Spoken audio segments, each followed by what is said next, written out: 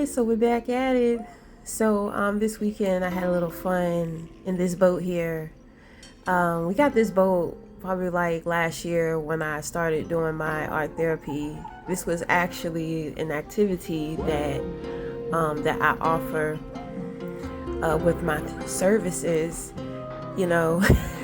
But people are so bougie. They want some shit with a motor. They don't want to, put in the work. But a part of art therapy is physical, and it is physical labor, but it's not back-breaking physical labor. But I'm going to tell you. So this is the creek behind my home, the apartment complexes. So I saw that the tide was high, and my sister was looking at the water. So I'm just like, hey, you want to get on the boat? Because I haven't been on the boat this summer. So I had to grab the opportunity. I was just like, come on, let's go. So she was down for it. So I'm going to tell you, I went so far out. We went so far out. It was the furthest I had ever went, and I wanted to go far out. And it was so fun. And we weren't even paying attention to how far we were going out. We was just floating, and I wasn't paying attention to the current.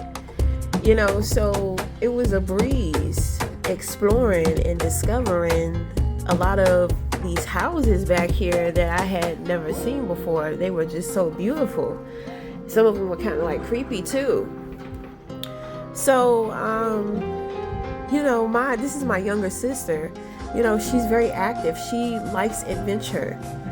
You know what I mean? So I said yes, because you cannot go on this boat by yourself, honey. You just can't. Like there's a lot of danger that presents itself even with a flammable boat.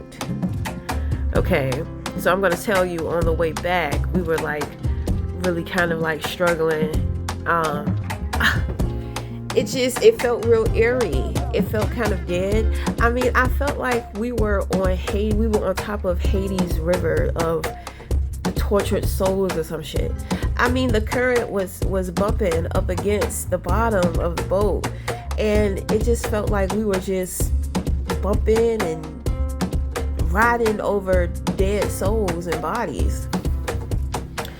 That was kind of creepy, but I don't know, it's been kind of creepy lately. It's been kind of eerie, kind of dead, kind of dark.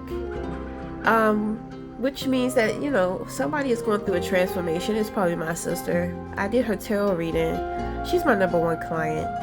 So, when I did her reading, I mean, it seems like she's transforming, and there are other individuals who don't want her to transform. So I believe that our time together was me kind of like, she's in her cocoon phase and she's rebuilding. She's rebuilding her wings. So, I was there to protect her cocoon. You have cruel, heartless people that will actually come and disturb a butterfly in the cocoon phase. The audacity just runs so high with human beings sometimes. So, and she was so optimistic on the way back, because I'm just like, oh my God, I felt like we were paddling our little hearts out, and it just seemed like we was going nowhere, and I started to get scared. Look how far we're out. Look how far out we are. I started to get scared. I said, we're not moving. I said, we're stuck in the Bermuda Triangle. We think that we're going somewhere, but we're really not going anywhere. So, she did not panic at all. She did not panic. She was kind of laughing at me. She was just like, oh, come on. Come on, girl. Let's we gonna make it. So, she's being optimistic the whole way, the whole time. So it's like her energy, and she's in the front of the boat. So it's kind of like her energy is pulling us through. I'm the back, so I'm more so supporting and directing that, steering our direction. But yeah, man, it was kind of, I was like, whoa.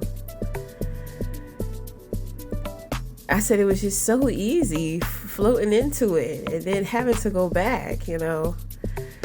It was a lot of work, but we did it. We had a ball. We had a ball. So yeah, you know, whenever my sister comes to visit me, it's always very magical.